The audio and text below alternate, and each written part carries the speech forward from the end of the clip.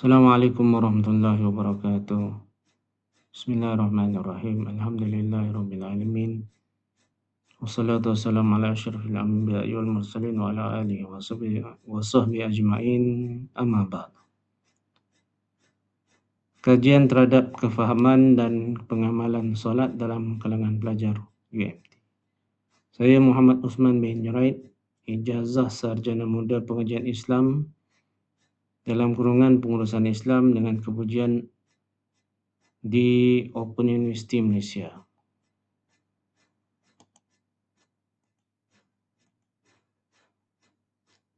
Bab 1 ni latar belakang kajian. Solat merupakan rukun Islam kedua dan menjadi asas pembentukan sahsiah Muslim.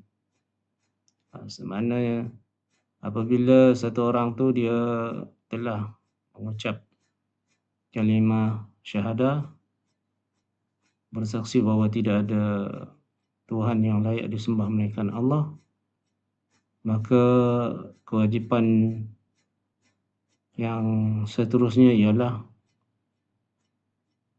melaksanakan solat yang merupakan asas pembentukan sahsiah Muslim. Kajian ini dijalankan bagi meneliti tahap kefahaman dan pengamalan solat dalam kalangan pelajar UMT, serta cabaran seperti komitmen akademik, pengurusan masa dan media sosial boleh mempengaruhi pelaksanaan solat. Bila kata pelaksanaan solat itu sebagai fardu, maka adakah komitmen akademik pengurusan masa, komitmen akademik pengurusan masa, media sosial akan mempengaruhi pelaksanaan solat seseorang. Jadi kajian ini memfokus kepada kepentingan solat sebagai ibadah utama serta menilai sejauh mana pelajar UMT itu memahami dan mengamalkan dalam kehidupan seharian. Seterusnya bab kedua, sorotan literature. Bab ni membincangkan 3 tema utama. Pertama, kerangka asas solat dalam Islam. Kerangka asas solat dalam Islam. Yang kedua, kefahaman solat dalam kalangan pelajar. Ketiga, pengamalan solat serta faktor yang mempengaruhinya. Kajian lepas menunjukkan kefahaman pelajar umumnya baik, tetapi pengamalan dari segi pengamalan pelaksanaan masih memerlukan penambahbaikan.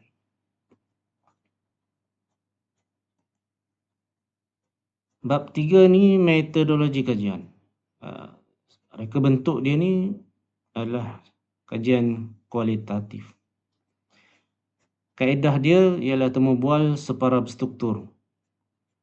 Manakala responden pula adalah sebanyak 10 orang, seramai 10 orang, 8 pelajar UMT, Universiti Malaysia Terengganu, dan 2 staf Universiti Malaysia Terengganu UMT. Analisis data pula, analisis tematik.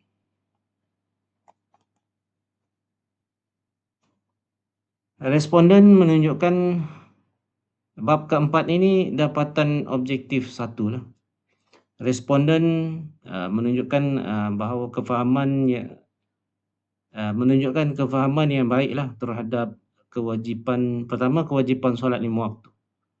Mana kewajipan solat 5 waktu tu dipahami dengan baik. Mana wajib. Mana kita punya sekolah, mana daripada struktur sekolah kita pun sudah diajar akan kewajipan solat tu, mana sampailah perkara tersebut sehingga kepada pelajar-pelajar ini bahawa wajib solat 5 waktu. Mana tidak tercicir akan kefahaman kewajipan solat 5 waktu. Manakala syarat wajib dan juga kefahaman yang baiklah dari segi syarat wajib dan syarat sah solat, rukun-rukun solat, dan seterusnya perkara yang membatalkan solat ini tahap kefahaman responden adalah baik.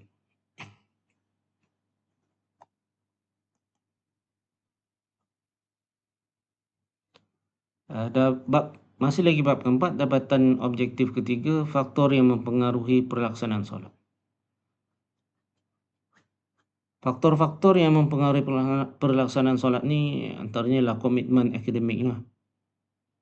Komitmen akademik, pengurusan masa, didikan keluarga, rakan sebaya, program kerohanian universiti. Komitmen akademik, mana bila pelajar ke universiti, mana fokus kepada tiap pelajar tu semestinya lah kepada akademik. Dan akademik dengan jadual-jadual ini akan menyebabkan pelaksanaan solat itu ada masa-masa dia yang dia akan berbeza waktu-waktu tertentu. Dan pengurusan masa, begitu juga pengurusan masa. Dan didikan keluarga. Didikan keluarga juga mempengaruhilah pelaksanaan solat itu. Kalau keluarga itu ambil berat, maka dia jadi mudah, belajar jadi mudah untuk melaksanakan solat. Begitu juga pengaruh rakan sebaya. Rakan sebaya juga program kerohanian universiti, mana masjid, pusat Islam sentiasa mengadakan program-program kuliah maghrib misalnya. Walaupun terdapat cabaran, majoriti responden tetap berusaha menjaga solat.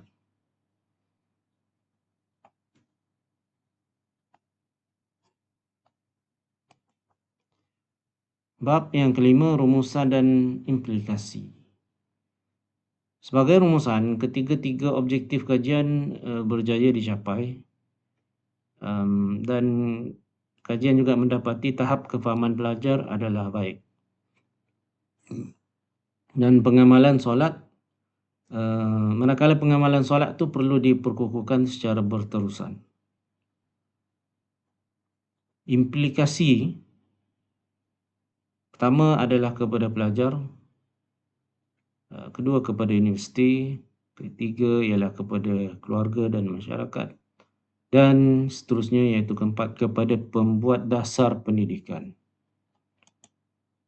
Baik, sebagai penutup, kajian ini diharapkan menjadi rujukan dalam memperkukuhkan amalan solat dalam kalangan pelajar IPT, khususnya pelajar di UMT, Universiti Malaysia Terengganu. Sekian, terima kasih. Assalamualaikum warahmatullahi wabarakatuh.